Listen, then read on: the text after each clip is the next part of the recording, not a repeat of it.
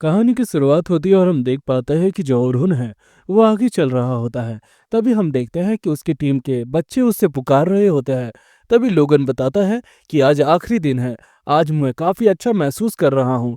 दूसरी तरफ हम देख पाते हैं कि सोफिया की सहेली उससे बोलती है कि अब बता दो तुम्हें क्या कहना है। तभी जो सोफिया है वो काफ़ी ज़्यादा शर्मा जाती है। तभी जो सोफिया की सहेली है वो बोलती है कि सोफिया को आपसे एक रिवॉर्ड चाहिए। तभी अरुण बोलता है कैसा रिवॉर्ड।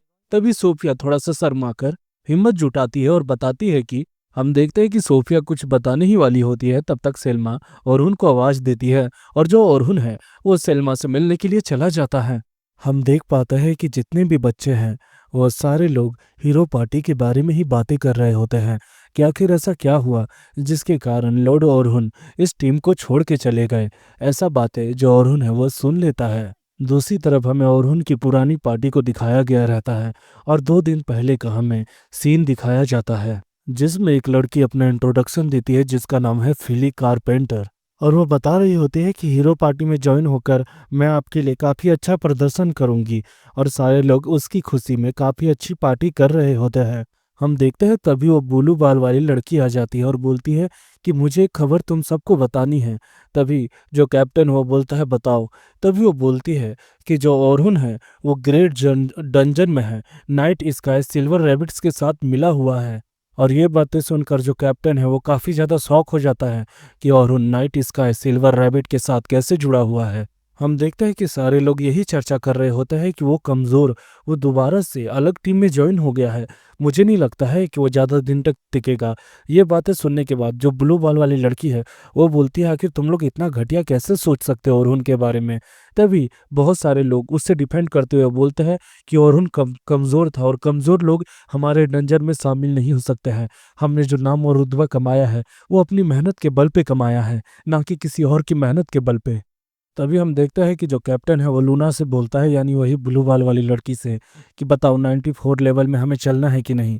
तब वो बोलती है कि मुझे अपनी जान से प्यार है, मैं नहीं जाऊंगी।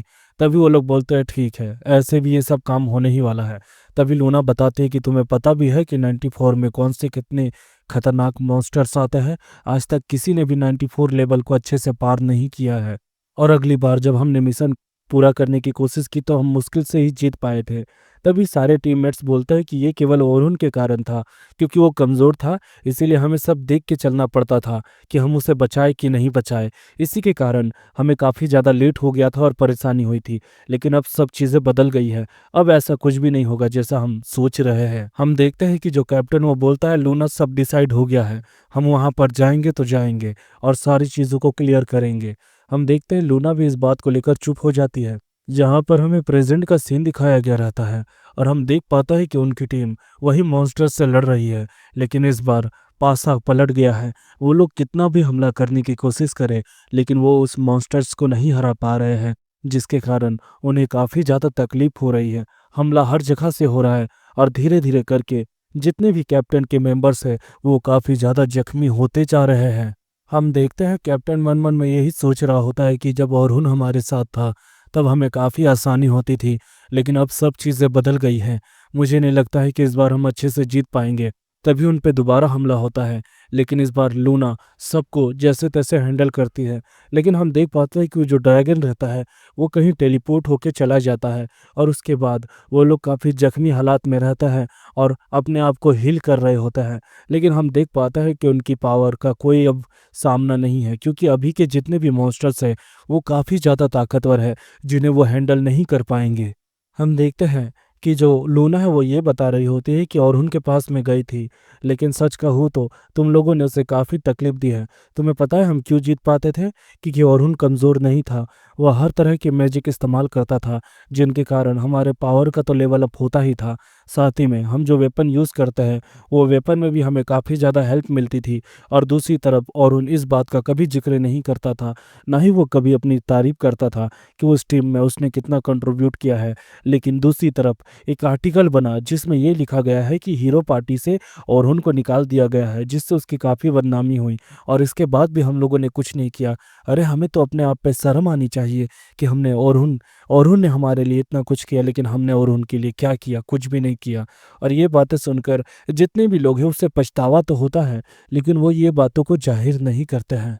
दूसरी तरफ लूना बोलती है भागने का सही समय है। वो लोग भाग रही होती है और लूना बताती है कि जब हमारे टीम में ओरहुन था तो ओरहुन एक इन्हेंसर म्यूजिक इस्तेमाल करता था, एक ऐसा मैजिक इस्तेमाल करता था जिसके कारण जितने भी वेपन्स थे उसका जो लेवल है वो 50 से ज़्यादा बढ़ जाता था, जिसको देखकर लोगों को काफ़ी ज़्यादा हैरानी होती है और वो लोग धीरे धीरे करके भाग जाते हैं इस केव को छोड़कर। हम देखते हैं कि वो लोग बाहर निकलते हैं और सब लोग उनकी जय जयकार कर रहे होते हैं कि इन्होंने इतने कम समय में वो ड्रैगन को हरा दिया। और दूसरी तरफ जो कैप्टन रहता है वो मन मन में अपने आप को कोस रहा होता है कि हम सच में कोई हीरो नहीं हैं, हम एक कमज़ोर है, एक कायर है। हमने सोचा था कि अपनी टीम में किसी ताकतवर को लेने से हम ताकतवर बनेंगे, लेकिन सच्चाई तो यह है कि असली ताकत दिल से मिलती है, लोगों की टीम वर्क से मिलती है, जो कि हम नहीं कर पाए। और सच कहे तो अब हमारे ऊपर हीरो नाम का शब्द भी शोभा नहीं देता है, हम बस एक कायर बन के रह गए हैं। कैप्टन ये बोल रहा होता है कि हम एक टाइम पर ब्लैक ड्रैगन को भी हरा चुके थे, लेकिन ओरहुन के बिना ये सब सोचना भी एक कल्पना ही लगती है। और इसी के साथ दोस्तों एपिसोड नंबर 4 खत्म होता है। मिलते हैं एपिसोड नंबर 5 में।